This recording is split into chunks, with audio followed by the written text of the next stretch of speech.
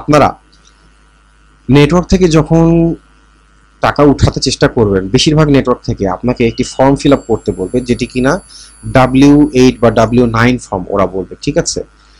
এই ফর্মগুলো বেসিক্যালি ওদের যারা আছে নেটওয়ার্ক তাদের প্রয়োজন হয় বিকজ অফ IRS, এই যে ইন্টারনাল রেভিনিউ সার্ভিস যেটা আছে, এটা হচ্ছে মানে আমাদের এখানে যেরকম আপনার NBR, করের যে বিষয়টা আছে আমাদের এখানে সংস্থা, ওদের এখানে হচ্ছে IRS, এবং এটা ওদের অনেক অনেক অনেক স্ট্রিক্ট একটা সংস্থা।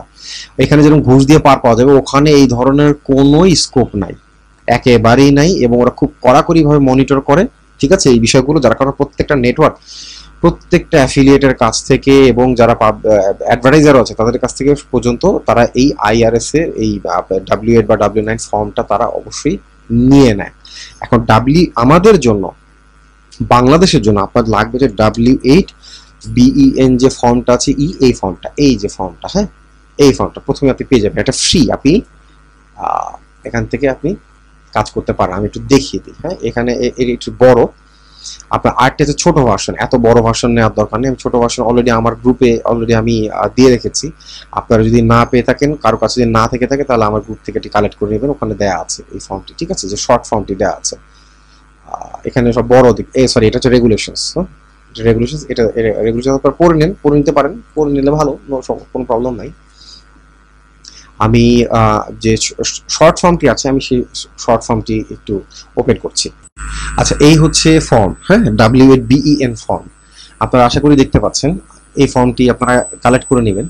এই ফর্মটি ফিল আপ করার দুইটা উপায় আছে, ঠিক আছে, একটি হচ্ছে কম্পিউটারের ভিতরে, আর একটা হচ্ছে প্রিন্ট আউট করে নিয়ে। তো আপনাদের যাদের কম্পিউটারের স্ক্যানার নাই, তারা দয়া করে এটি ফার্স্টে প্রিন্ট আউট করে নেবেন, ঠিক আছে।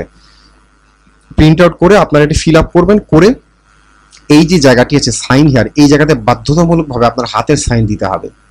এখানে আপনার ডেট যেটা আছে, এটা হাতে লেখা ডেট দিতে হবে, ঠিক আছে, না হলে এটি আপনার তারা অ্যাকসেপ্ট করবে না, হ্যাঁ। তো যার কারণে আপনার যদি স্ক্যানার না থাকে, তাহলে অবশ্যই আপনি এটি প্রিন্ট আউট করে এটিকে লিখে এরকম সাইন করে তারপর কোনো একটা ফ্রেন্ড বা কোনো দোকানে গিয়ে স্ক্যান করতে 5 টাকা 10 টাকা লাগে, খুব বেশি হলে আপনি স্ক্যান করে নিয়ে আপনি ওদেরকে ইমেল করে দিবেন, ঠিক আছে, এটা হচ্ছে ইজি ওয়ে।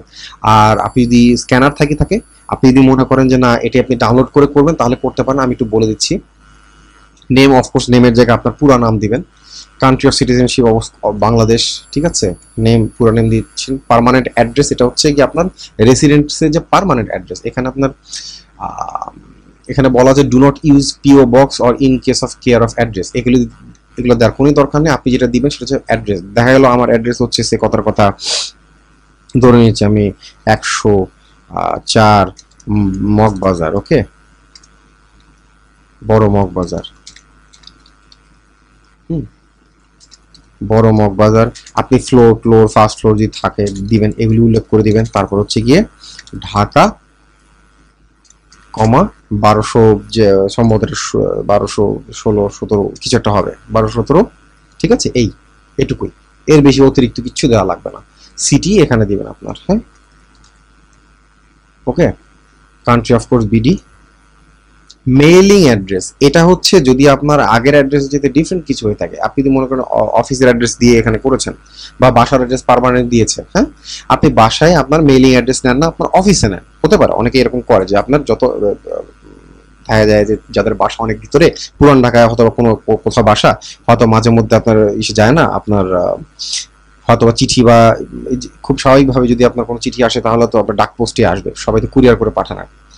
তো এগুলো আপনার সচরাচর হয়তো বা আপনার অফিসে আপনার বাসায় হয়তো বা যায় না, সেক্ষেত্রে অনেকে অফিসের অ্যাড্রেস দিয়ে থাকে, like Motijheel, Kakrail, elephant road, এসব জায়গায় ভালো জায়গাতে অফিস থাকলে সেখানে খুব ইজিলি চিঠি চলে যায়।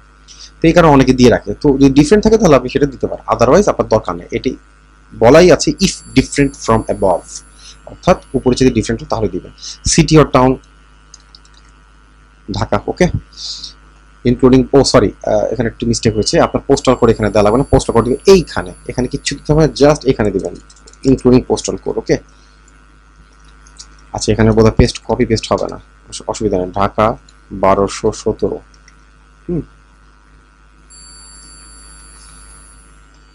City Dhaka, state postal code এইখানে দিবেন, ওকে, ঢাকা 1217, এখানে আপনার কিছু দেওয়া লাগবে না, এটা জাস্ট কাট, দ্যাটস ইট। আপনার জাস্ট খালি বাসার অ্যাড্রেসটা, আর এখানে দিবেন হচ্ছে কি আপনার স্টেট এবং পোস্টাল কোড। এখানে বলা আছে যে আপনার কোনো পোস্ট বক্স বা কেয়ার অফ কিছু ইউজ করা যাবে না, ঠিক আছে। নাম আপনি দিয়েছেন তাতেই হবে। এখানে আপনার দিবেন জাস্ট বাসার অ্যাড্রেসটা, জাস্ট বাসার অ্যাড্রেস। এরপরে দিবেন আপনার মূল ঠিকানাটা। কান্ট্রি তো দেয়াই আছে, আবার আপনি এখানে কান্ট্রি দিতে পারেন, বিটি দিয়ে রাখবেন, সমস্যা নাই। ইউএস ট্যাক্স পেয়ার এটা আমাদের জন্য না, আমাদের যে এইটা ফরেন ট্যাক্স পেয়ার। এর আগে বলেছি যে টিন, এই জায়গায় আপনার টিন নাম্বারটা দিবেন। আপনার না থাকলেও আপনার ফ্যামিলির মেম্বারদের কারো টিন দিলে হবে, বাট এখানে টিন দিতে হবে। ওকে, এখানে আপনার এইটা খালি থাকবে, এখানে আপনি টিনটা দিবেন। রেফারেন্স নাম্বার কিছুই দেওয়ার দরকার, ডেট অফ বার্থ যেটা অরিজিনাল বা ভোটার আইডিতে আছে সেটা দিয়ে দিবেন। I clearly certify that beneficial owner, আমি একটু লিখে দিচ্ছি এনআইডি, ওকে, বা সার্টিফিকেট যেটা আছে সেটা। এখানে অফকোর্স এখানে বাংলাদেশ, বাংলাদেশ দিয়ে দিবেন, এখানে বাংলাদেশ, রেসিডেন্স অফ বাংলাদেশ। এখানে কন্ডিশন কিচ্ছু দেওয়ার দরকার নেই, এগুলো সব খালি থাকবে। এখানে জাস্ট খালি আপনার এই বাংলাদেশ এটি ফিল আপ করলেই হবে। এরপর আসছে আপনার সিগনেচার, এখানে প্রিন্ট নেমের জায়গায় আপনার নেম দিবেন, এখানে আপনার নেমটা লিখে নেবেন। ওকে, এরপরে যে কাজ হবে সেটাকে আপনার একটা প্রিন্ট আউট করতে হবে, এটা বা আপনার একটা পিডিএফ আউট করতে হবে। এই যে এখানে দেখেন যে আপনার সেভ, এই যে সেভ এখানে অপশন পাবেন, হ্যাঁ, বা প্রিন্ট আউট যেটাই করেন।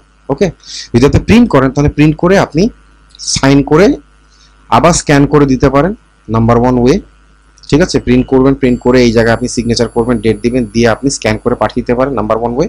অথবা আপনি এটা সেভ করবেন, সেভ করার পরে এটিকে যেটি করতে হবে ফটোশপে ওপেন করতে হবে, বা এই জাতীয় কোনো একটা যদি ইমেজ এডিটর থাকে আপনার এই সেই সমস্ত ইমেজ এডিটর ওপেন করতে হবে, করে আপনি এই জায়গায় আপনার সিগনেচারটা স্ক্যান করে সাইজ মতো বসাবে, সাইজ মোতাবেক বসিয়ে দিবেন, ডেটটাও ঠিক সাইজ মোতাবেক বসিয়ে দিবেন। যারা ফটো এডিটিং জানেন না তারা এটা করার দরকার নেই, ডিফিকাল্ট হয়ে যাবে। যারা ফটো এডিটিং জানেন তারা নিশ্চয়ই বুঝবেন যে আমি কি বলতে চাচ্ছি।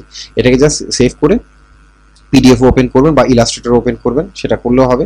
ইলাস্ট্রেটর ওপেন করে আপনি স্ক্যান করে ওটাই ইম্পোর্ট করে জাস্ট সাইজ মতো এখানে বসিয়ে একটা পিডিএফ আর একটা প্রিন্ট আউট দিয়ে দেবেন, জাস্ট পিডিএফ। ওকে, আপনার স্ক্যান কপি ফাইনালি যেটা হবে সেটা হবে পিডিএফ করে আপনি এই নেটওয়ার্কে যখন আপনার চাবে তারা, ঠিক আছে, তখন আপনারা সাবমিট করে দিবেন, তাহলে আপনার কমিশন পেতে সুবিধা হবে। এটা আপনার আলটিমেটলি লাগবে, সুনার ও লেটার আপনাদের লাগবে। ওকে, সো এটা আপনারা কেয়ারফুলি ফিল আপ করবেন। আশা করি আপনাদের W8 ফর্ম নিয়ে আর কোনো ঝামেলা হবে না। W8 ফর্ম যদি এটা খুঁজে না পান আমার গ্রুপে দেওয়া আছে, আপনার সেখান থেকে কালেক্ট করতে পারবেন।